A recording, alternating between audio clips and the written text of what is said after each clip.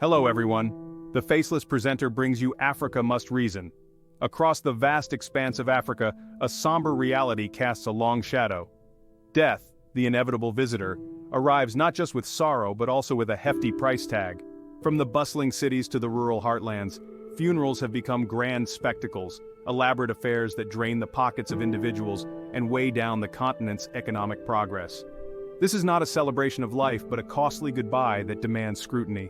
The tradition of honoring the dead is deeply ingrained in African cultures, a testament to the respect and reverence accorded to ancestors. However, this noble sentiment has, in many instances, morphed into a costly burden.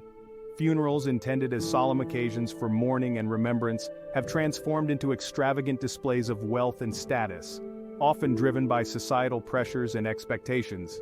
The economic implications of this cultural shift are profound. Limited resources, often desperately needed for education, healthcare, and entrepreneurial ventures, are channeled into funeral expenses, perpetuating a cycle of poverty and hindering economic advancement. It is time for Africa to confront this unsettling paradox and engage in a critical conversation about the true cost of saying farewell.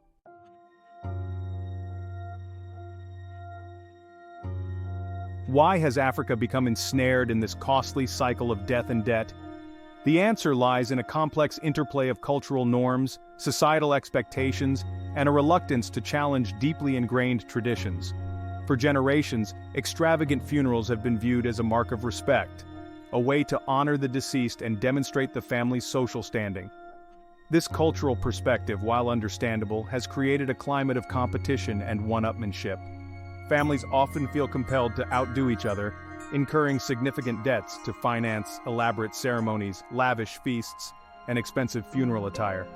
The pressure to conform to these societal expectations is immense, leaving many struggling to cope with the financial aftermath. The emotional vulnerability of bereavement is often exploited, with vendors and service providers inflating prices, knowing families will pay any price to give their loved ones a befitting send-off. This predatory behavior further exacerbates the financial burden on grieving families, pushing them deeper into debt and economic hardship. It is a vicious cycle that demands our attention and compels us to question the rationale behind such extravagant spending.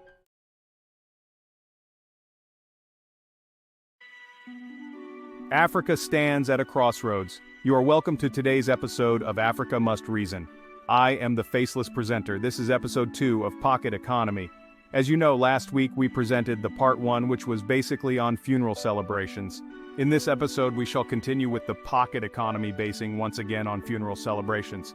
So Africa Must Reason says that before we point our fingers at politicians, we must first of all consider how we manage our own pockets. Last week we discussed about how we mismanaged our own pockets, thereby spending extravagantly on funerals and its consequences on our pocket economy. Today we shall continue from where we ended last week as we continue to ask questions and try to find answers to these questions. The major question that we asked last week was, why is it that in Africa, using Ghana as case study, so much is spent on the dead? Another question was, why do we celebrate funerals?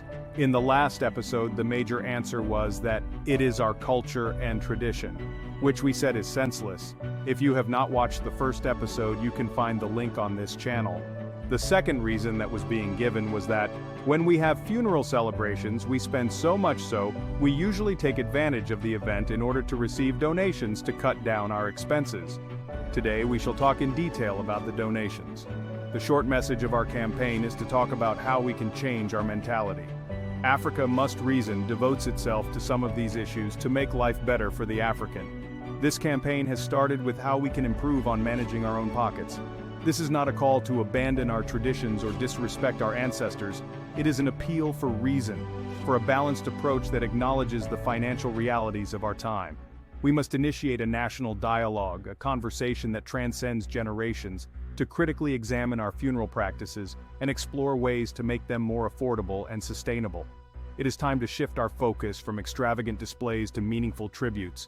We can honor our loved ones through acts of charity in their name, through investments in education and healthcare that benefit the community, or by supporting causes they held dear. Let us choose to celebrate their lives, not their deaths, and in doing so, build a brighter future for ourselves and generations to come.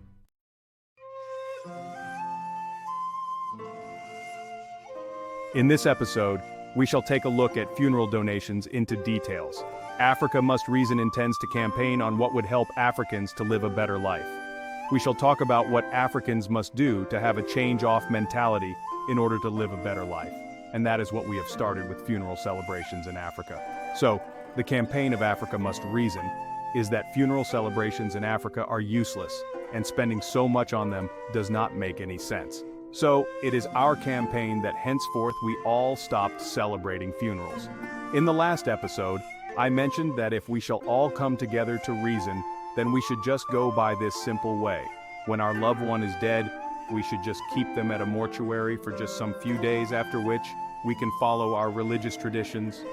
If we're Christians, we just take the body to the temple and perform the burial service for 1 or 2 hours, after which we accompany the lifeless body to the cemetery for the burial and final respect. Afterwards, we should go back to our homes without going to spend money on setting up of tents and the hiring of musical instruments and such others that are needless. In this simple way, we shall spend less on funerals and would not incur any huge costs. This is what we are looking at today. Africa Must Reason says that the main reason why we keep dead bodies at the mortuary for a long time is to wait and prepare for the funeral, and the funeral, as referred to by Africans, is the party which involves the setting up of tents, hiring of musical instruments coupled with eating, drinking, and dancing unnecessarily.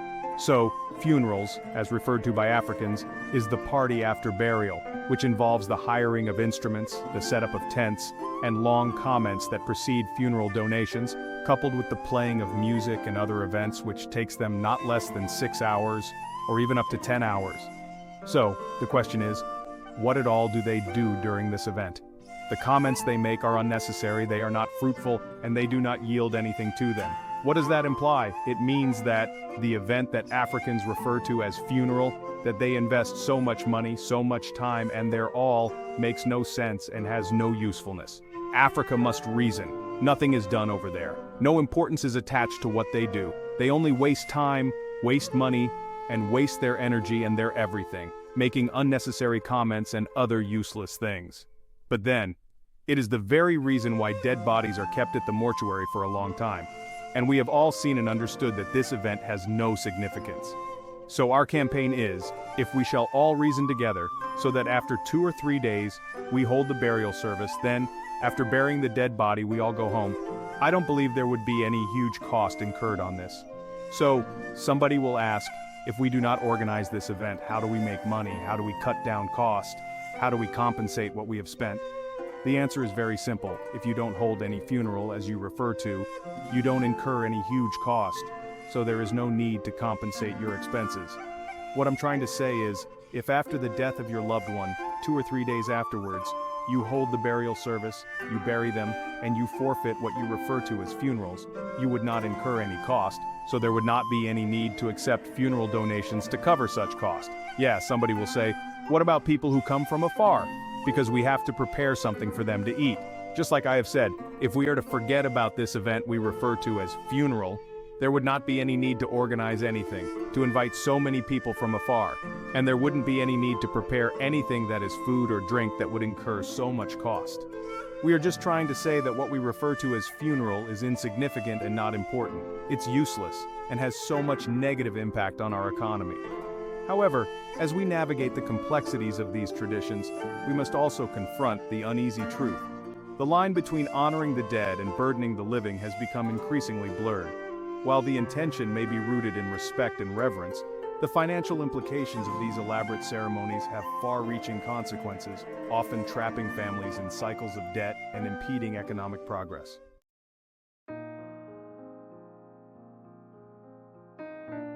Okay, so now let's talk about the funeral donations. Yes, people say that we need the donations. It also helped to raise some money so that we can at least cut down some cost. I've already said that to me, it is not important, and that is number one. So, number two, for me, I think that funeral donations are just a matter of giving your money to somebody to keep it for you, so that at point or at your time, he will also bring it back to you. This is the simple fact. This practice of friends, relatives, and community members contributing money, often publicly announced and meticulously recorded, creating an atmosphere of collective support and shared responsibility. If I attend a friend's funeral and I donate to the person, obviously if I also lose a loved one, the person will come and donate to me. So what happens?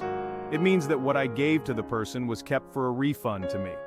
To me, I don't think it makes any sense. I don't think it makes any difference. So, if we say we wouldn't do that, it doesn't change anything. Alright, somebody will say that it shows the love that exists among us. Yes, I understand Africans love each other. Yes, Ghanaians, we have so much love for each other. But then, if we want to show love, why don't we then forget about the party we refer to as funeral that causes us to incur so much cost, so that we can just donate and show love to others, so that what we donate to our friends, our loved ones, and to other people can be more useful to make so much out of it and invest in job creation and in something that is very necessary or useful to life. Let me give an example. For instance, if a friend of mine loses a mother or a father or a loved person, and we all decide and accept that no funeral, that is the party you refer to as funeral, will be organized, so maybe the little amount, like $1,000 that would be used to buy the casket, and probably a few dollars that would be used for the 3 days or 2 days mortuary bills, then these expenses are too little to be incurred by a person. So then, if we decide to incur just this cost and nothing else, what does that mean? It means that if we want to show the love we are talking about, each of us would donate to the person would have so much more than enough, and can meet the cost of about $2,000 that was spent on the mortuary bills and on the casket, and would have so much more than enough to even invest in job creation and other important things. This is our campaign. So then, the money we donate to our friends to show love during funerals, we can cut down the cost of such funerals and have so much out of it to invest in something important in our life. This is the Campaign on Africa Must Reason. Let us do away with that unnecessary part we refer to as funeral, which is the party. To me, it is party, so that we can cut down huge expenses and have so much money to invest in something more important. Africa must reason. So indeed, if you want to prove your love to your friends, to your loved ones who have lost their loved ones, then I think there is no need for them to incur so much cost by holding what they refer to as funeral before we show that love. Let us do that love out of our heart without causing them to incur so much cost, so that it will be beneficial to every one of us. Because it is only a waste of money, we are only wasting money, wasting our precious assets, which is money, and it does not make any sense. In this case, Africa will continue to suffer economically. So briefly, what I'm just trying to say is that, to me, donations regarding funerals are useless. They are not important. To me, the context under which we do donations in funerals are not too important. But I can say that, yes, we can help each other by showing love, but it should be done without incurring so much. So if you look at how funerals are being conducted in Ghana, as a case study in most African countries, if you look at the video you're seeing right now, all these things that are being carried by people were bought with money. Everything. The clothes, the fabrics, everything. Money was spent on them. And with this, we spend hugely on funerals. Oh, Africa, when are we going to reason? Look at all this, as you can see from the video. We are wasting money. When are we going to reason in Africa? Let us reason, Africa. So then, if we want to show love, just like I said, let us use the funeral donations to help when there has not been so much cost incurred, so that the money will be useful to the life of the person, and that will truly mean that we have shown love. So there is no need for people to spend so much money on dead bodies before we donate to them, just because we want to go and sit down, eat, dance, make unnecessary comments, waste time, waste money, and everything before we show love. It does not make any sense. Now, we have spoken about some of the unnecessary things concerning dead bodies and funerals. We have spoken about the first one, which is about the mortuary cost. We've also spoken about the funeral donations. Now, the third one, which is unimportant, unnecessary, is the one that annoys me most, is fabrics in funerals, that for every dead body there must be a new fabric. It annoys me so much, and it does not make any bit of sense to me and to our people. Oh, Africa. Some people even make 5, 4, 6, and 7 fabrics on a single Saturday because they have 5, 6, 7 different funerals to attend. Oh, Africa. It does not make sense anywhere. Some people have made so many attires for the sake of funerals and have no place to even keep them. Somebody has filled up his room, her room, with funeral fabrics to the extent that they are even finding it difficult to get a place to sleep. All because there are too many funeral cloths. Oh, Africa, you must reason. Africa, let us begin to reason. When one dies, he or she is dead. No amount of money spent on the dead can bring him or her back. It is time to re-examine this delicate balance between culture and cost, to disentangle the spiritual significance of ancestral veneration from the material burdens it has come to represent. We must find ways to honor our ancestors without bankrupting ourselves, to seek their guidance and blessings without sacrificing the well-being of the living.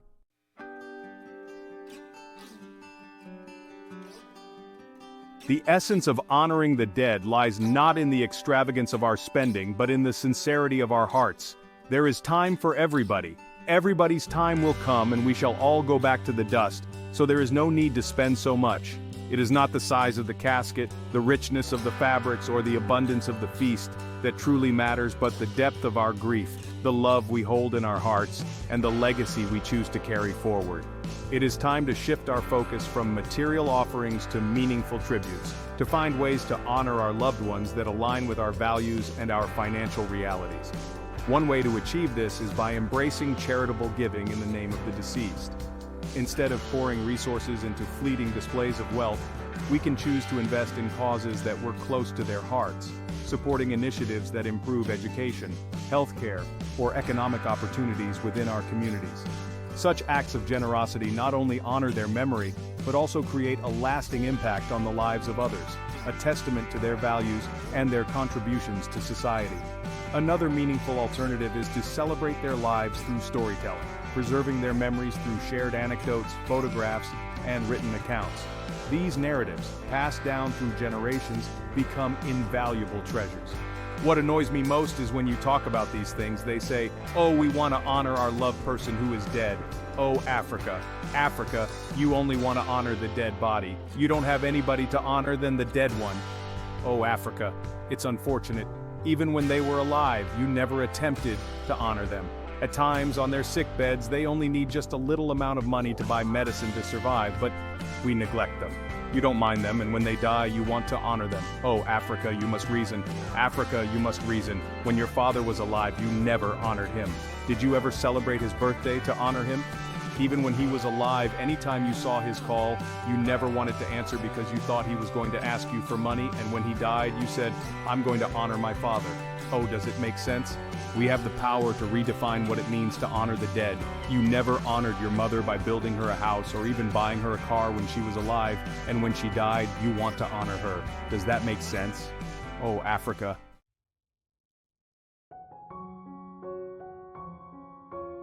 Africa must reason. Some of you go to the extent of taking loans to honor your father, to hold big funerals so that you can honor your father, all because you want to show people that you are honoring the dead body of your father. Oh, Africa. Africa must reason. The pressure to conform, to keep up appearances, and to avoid judgment often leads families down a path of excessive spending, even when it means incurring significant debt or depleting their meager savings. This fear of social censure, of being perceived as disrespectful or lacking in resources, fuels a cycle of extravagance that traps many in a web of financial hardship. So, the Campaign of Africa Must Reason says, sit down, think about these things we are talking about, and reason. When your loved one dies, spend just a little amount of money for the mortuary bills, for the casket, and just a little amount so that you will not incur so much cost. After the burial service and the burial, go home. Don't waste time. Don't go and sit anywhere for a party just because you want to honor your loved one. The dead body has no honor and deserves no honor. When they are alive, honor them. If you have any glory to show them, glorify them when they are alive, honor them when they are alive. Don't wait for them to die before you honor them. It makes no sense. This is the Campaign of Africa Must Reason. Let us encourage conversations about responsible spending on funerals, promoting transparency and understanding within our communities. We can share information about alternative options, such as direct cremation, memorial services, or charitable donations in lieu of elaborate ceremonies. So, we are just trying to say that all expenditures have so much impact on our pocket economy. Remember, honoring our loved ones should not come at the cost of our own financial security. It is time to break free from these chains of expectation, to challenge the notion that honoring the dead requires exorbitant spending.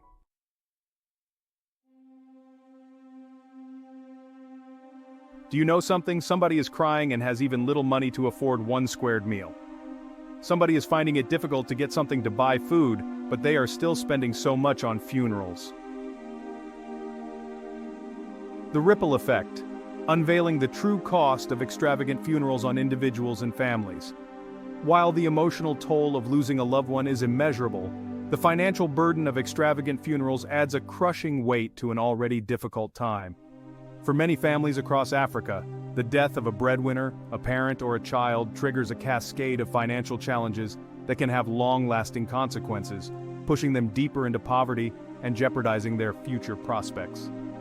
Imagine a family already struggling to make ends meet, their income barely covering basic necessities like food, rent, and school fees. The sudden death of a loved one brings not only sorrow but also the daunting prospect of funeral expenses that can easily surpass their annual income. To meet these demands, families often resort to desperate measures, depleting their meager savings, selling off valuable assets, or taking on high-interest loans that trap them in a cycle of debt. The impact extends far beyond immediate financial strain. Children are often forced to drop out of school due to a lack of funds, robbing them of their education and future opportunities. Healthcare needs are neglected as families prioritize funeral costs over their own well-being. Small businesses, already operating on thin margins, are forced to close as owners divert resources to cover funeral expenses, further weakening local economies and hindering job creation.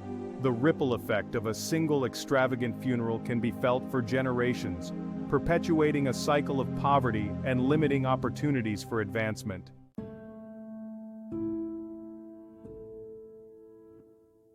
So, we have spoken about funeral donations and we have spoken about funeral attires, especially with the fabrics. We said it makes no sense. The black attire that you wore for last week's funeral, you could have worn it for this week's funeral, but you want to have another cloth, want to have another attire. Meanwhile, you have so much debt to pay and you are spending so much on funeral. Let's begin to reason. We are talking about pocket economy, how you can manage your own pockets, and we are talking about funerals, that so much money you spend on funeral has so much negative impact on your pocket. The little amount of money you raise from your labor, oh Africa, use that money wisely. You can invest that in job creation, you can use that to buy something to eat. You can use that to pay your rent rather than spending them wastefully on funerals. We shall talk about the part 3 of this pocket economy. Imagine the potential if even a fraction of the billions spent annually on extravagant funerals across Africa were redirected towards investments in education and skills development.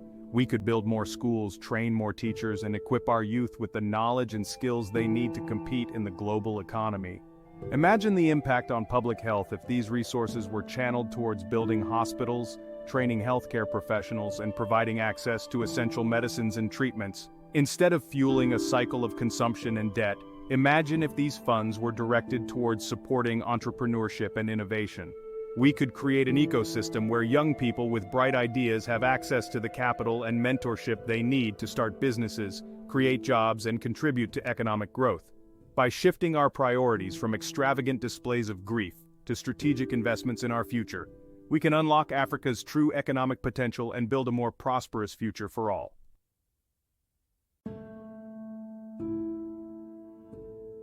In the part 3, we shall talk about the youth. Africa must reason. We'll speak with the youth. Young ones, don't mind us, don't listen to us, the elders. We have already collapsed the economy, and if you continue to listen to us, you will also continue to fail in life. So our next episode, we'll talk about pocket economy, and we'll advise the youth on what to do. Imagine a young man who has just started his own small business, full of hope and ambition for the future. Tragedy strikes, and he loses a parent. Bound by societal expectations and the pressure to give his parent a befitting send-off, he takes out a high-interest loan to cover the exorbitant costs of the funeral. Instead of investing in his business, expanding his operations, or hiring more employees, he is now saddled with debt repayments that consume a significant portion of his income. This scenario plays out countless times across Africa, hindering economic mobility and perpetuating poverty. The burden of funeral debt weighs heavily on individuals and families, limiting their ability to invest in education, healthcare, or entrepreneurial ventures. It creates a climate of financial insecurity, where every unexpected event, every illness, every death, threatens to push families further into debt and despair. Breaking this cycle requires a fundamental shift in mindset, a recognition that true honor lies not in extravagant displays of grief, but in responsible financial stewardship, and a commitment to building a more secure future for ourselves and our children.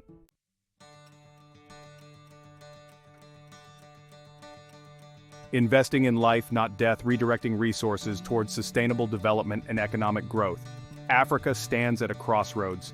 So what we are trying to say in this episode is that if you want to honor somebody, honor the person whilst he is alive. If you want to show love to somebody, show love to the person whilst he is alive. Don't wait for them to die before you honor them, because it makes no sense. There is no sense in doing that. Africa must reason.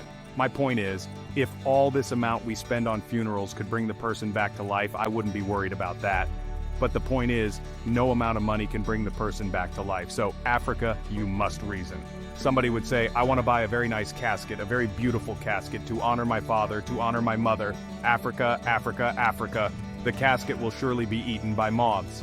So it doesn't make sense to spend so much to buy a beautiful casket. How useful is that? What is the wisdom in that? It doesn't make sense. You can't honor your mother's dead body, your father's dead body, with a beautiful casket. It doesn't make sense. Africa must reason. It is time to challenge the status quo and redirect our resources towards investments that foster sustainable development and economic growth. So today, if you are keeping your father, your mother, or any loved one's dead body at the mortuary for 1 week, for 2 weeks, for 2 months, for 1 month, for 1 year, shame on you. I said, shame on you. If you are anywhere keeping a dead body, waiting for months, for years, just to hold funerals, and you are still keeping the dead body at the mortuary, spending so much money on that dead body, shame on you. I said shame on you, shame on you. Now those outside the country, those outside Ghana, those outside Africa, living in Europe, in America, wherever you find yourself, I have a special episode for you. But before then, if you have kept the dead body of your father, of your mother, of your loved one at the mortuary for months, for years, or if you have asked your family to keep the dead body at the mortuary to wait until you come so that you hold the funeral, shame on you, I repeat, shame on you. Is that how it is being done there? Those of you in Europe, those of you in America, is that how it is being done over there? Don't you see that when people die, they bury them 2 days, 3 days after? Shame on you if you are doing that. By choosing to invest in life, not death, we can break free from the shackles of unsustainable traditions and unlock Africa's true potential as a continent of innovation, prosperity, and hope. Let us choose wisely, for the sake of our present and the promise of our future.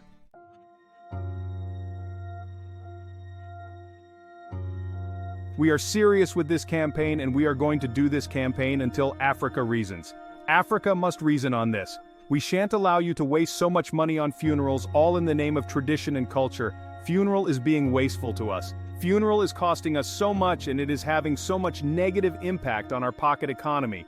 So our campaign will continue until Africa reasons. If you have not paid the school fees of your children and you are making donations at funerals, shame on you. If you have not paid your rent and you are buying new fabrics, you are making donations, you are traveling around all because of funerals, shame on you.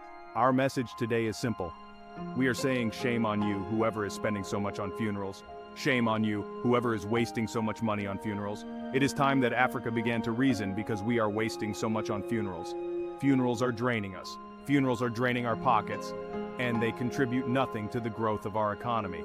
So, whoever is listening to me this evening, if you are part of these people, if you are one of these people who spend wastefully on funerals, I'm saying begin to reason. Africa must reason. The time has come for Africa to break free from the chains of extravagance and unsustainable spending that have come to define our approach to funerals. If you have any comments, if you have any questions, if you have any contributions, you can send them to the WhatsApp contact number shown on the screen. We shall meet next week. Till we meet again, Africa.